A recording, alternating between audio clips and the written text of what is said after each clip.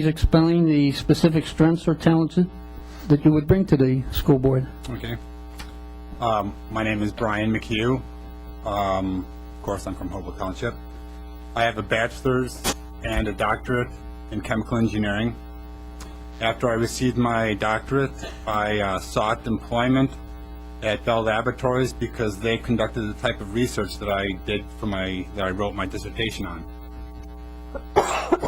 When I got to Bell Laboratories, they were scaling back on their fundamental research, and so I took a job in the operations planning district or division, where I I designed wireless communications equipment, and I planned operations to introduce telecommunications equipment into the AT&T network. Associated with the planning of these operations, I had to understand the technology, I had to produce requirements, and I had to compose teams to review the requirements in order so that they made sense, so that AT&T could make money. Both projects were pretty successful. I received a patent for the design of a wireless communication system, and the operations planning that I put together saved AT&T $300 million a year for several years.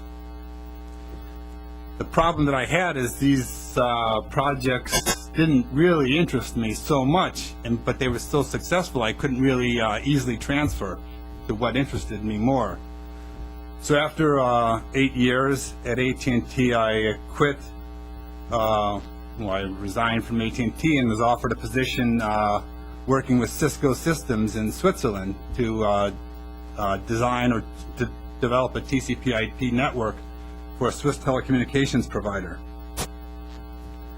After I completed testing with Cisco Communications about 2 months ahead of schedule, the global telecommunications industry experienced a downturn, and all the funding sort of dried up. So I thought I would apply for a position since I was in Switzerland, and there's a lot of pharmaceutical companies where I live. I applied for a modeling or position in the modeling group at Hoffman Roche, so I could use my modeling expertise and make a career change. So after I spent 2.5 years at Hoffman Roche, GlaxoSmithKline in Philadelphia offered me a position to teach pharmacologists how to use analytical tools to interpret study information. And I'm at GlaxoSmithKline presently. Overall, I have experience in education and instruction. I headed a tutoring group when I was in high school. I tutored when I was in college, and I tutored in graduate school, and now I teach at GlaxoSmithKline. I have experience in operations planning. I have experience in operations implementation or project management. And I am aware of several different technologies and how these technologies can be used to facilitate instruction. I have 2 boys that are currently in the school district. But most importantly, for the community, I would like to use my expertise to enhance the science education in Hopewell Valley. And I believe I do have the expertise to do that. So I hope that answered your question, Mel. Mr. McHugh, I'm going to ask the next 2 questions. What is your background and experience with service to the schools and the community? Okay, to the community, I'm the Secretary-Treasurer of a tax-exempt organization of modelers like me that use mathematical modeling to learn about drugs. I am a Hopewell Basketball Association coach. And I'm a trustee of the Brandon Farms Property Owners Association. And I've been around the school district a lot, and someone might say, well, you've never been elected or you've never been appointed at the school district, but I feel that the questions that I constantly ask helpful to the school district, because I think someone listened to my questions, and I think that they do have an impact. I hope that they have an impact. At least I got a decent amount of, I was happy with the votes I received in the last 2 elections, and we'll see what happens today or possibly the next election. And sorry, what was the, so that was the school? Schools and then the Community, yeah. the- So I'm a basketball coach, trustee of the Brandon Farms Property Owners Association. I'm involved in nonprofit organizations to increase knowledge. Thank you. My next question is, what do you see as the most critical issues facing our school district? First, I would say that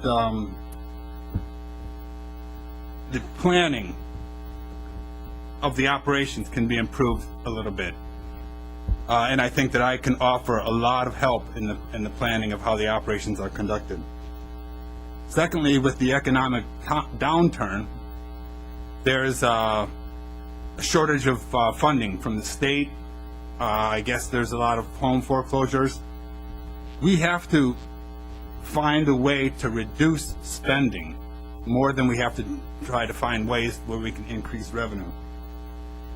And third, I would like to concentrate on, if you compare our test scores, I would like to concentrate on improving our test scores, enhancing the education so we can improve our test scores to give our kids a better chance after school. Thank you. Brian, if you made a recommendation to the board and it was not accepted, what would be your reaction to that situation? I would, first of all, I would try to logically explain my beliefs.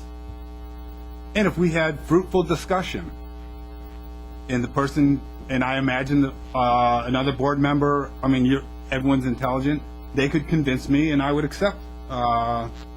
If someone had if someone used logic and argued their point, I have no problem accepting their point or their view. Good. Hi, Brian. Right. What do you believe is the role of a school board member in relation to the responsibilities of the administrative and instructional staff? Okay, so if I think of the administration, and I think of, I can't get the customer-supplier relationship out of my mind. The administration's job is to supply a good education for the community and for the students. The community wants the administration to provide such. And I believe it's the job of the school board to work with the administration to make sure that they provide a good education for the community. I mean, I think, and I hope I don't dip, I mean, I hope this doesn't shock you, but I think that if the board can't really take a subservient role to the administration, I think that you have to work together. You have to have a mutually respectful relationship, work together. That's the only way you're going to motivate people to really provide a nice education. And so you have to be respect. So the superintendent he's the lead. He has to supply a good education. But he might not have all the answers. The board has a feel for the community. They have to work with the superintendent to make a nice education to satisfy the community. Not a subservient role, but just a professional relationship.